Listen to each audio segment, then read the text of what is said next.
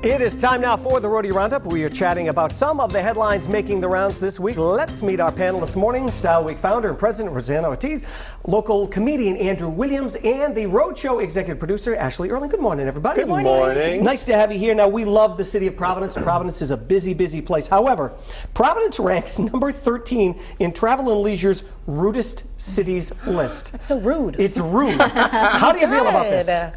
You know what? I think Providence is really friendly. I mean, when I first moved here, going to a bar and like talking with the bartenders, like I thought it was super friendly, Right. Way friendlier than Boston. And you live in the city. Yes, I live downtown, Yeah. and I lived in Boston for many years too. And I thought Providence was really welcoming. Right. So I think that's rude. I agree. I've never felt like Providence was rude. I've never had anything but great experiences, except for that one time on Federal Hill when I referred to gravy as sauce. Look, then you're kicked out. Forget it. It was like, it's gravy, and I don't say gravy, but... And don't get offended by that, please. Yeah. I mean, He means that with love. You're not being rude. He means it with love. you know what? Am I just being optimistic? But I feel like 13, not so bad, right? It's not so bad. Like, it could be worse. And reading the description, so the description was like, you know, it's known for being aloof and mysterious. I was like, I feel like that's a compliment. That's everything I've ever wanted to be. Right. So I'm totally okay with that. I think that's one reason why we've been talking about these movies being shot here in Rhode Island. I think it's one reason why they want to come here, because people love having it here, but they really don't care. Right. Yeah, right. It's one of those Kinda things. like That's New England. It's no, That's New I England. think so too. Yeah. I think it's a whole New England attitude. Okay, next up. New study shows women are happier in life, but suffer more anxiety. I think this is true. Well, as you know, I'm a ball of anxiety at all times. You're shaking like a chihuahua all the time. All the time. I'm always anxious. If everything is going right, I can find something to be anxious about in the future. So, yeah, I would say that's true. But I think I also enjoy life a lot. So, yeah, accurate. High anxiety means a higher metabolism. So we're there.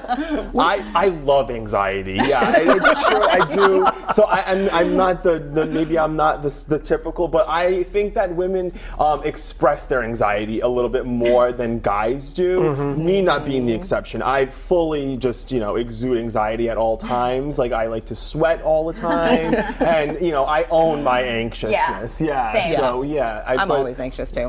Do you feel like your mood changes though? Like when you're in that anxiety mood, do you feel like you're hollering at people a lot because you're anxious? Or are you able to kind of like keep it into yourself? Or do you let it go? I think it depends on the urgency of the anxiousness. Right. And my particular location. I prefer to be most anxious crying in bed out alone. Yeah, that's my favorite place. So then I can keep it in, hopefully. This study talks about women, and do you think that maybe this is happening because women are taking on larger roles, they're taking on more responsibility? Well, and that also brings on a ton of that. anxiety, and more so now than in the past. Absolutely. I mean, I'm very high pressure on myself, and I'm always anxious. And when I am anxious, I try to kind of focus that into work, or focus that into maybe working out, or maybe having a glass of wine, which is usually the latter.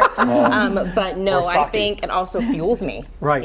So like Katie McDonald, she loves sake. Sure. But men have anxiety. They Ask do. a man during the whatever it is, the playoffs or whatever the sports are. I don't know, the Sox. Oh, the Sox are losing. Oh, God. Then they're anxious. I get anxiety, but it's nothing from that. Yeah. Trust me. All right, next up, another study shows that those who brag, we all know these people, Another study shows that those who brag about their relationships on social media are actually very, very insecure. I agree with this. 100%. I do too. Yeah, I'm that emoji right now, 100. Yeah, 100, yeah. Yeah, I do too. I rarely post about my relationship, and I'll do on occasion because I'm like, oh wait, I'm actually still engaged. Yeah.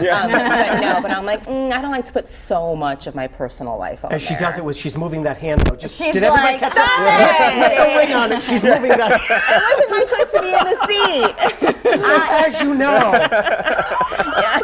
Well, You're gonna make me if red. I ever were in a relationship, I would Right. probably hire one of those planes you see flying over the beach in You would. Middletown My with the glasses are sign fogging. behind it. She's saying that my glasses are fogging. To make sure that everybody knew that I was Ashley actually Erling in a was relationship. engaged. So maybe I'm one of those people. Yeah. Maybe I am. The We more don't know. you post about your relationship, the worse it is. Right. I'm sorry. It is a facade, because I know people who are always like, cute pictures, oh, look at us, but I actually know them, and they can't stand to even hear them Oh my breathe. gosh. Oh my god! We're gonna be checking your Facebook. I page. can't wait to hear Check who it it. is. Everything in moderation. Yes, everything in moderation. And your couple selfies. Absolutely. All right, guys. Thanks so much. Always fun catching up with you guys, and thanks everybody for joining us.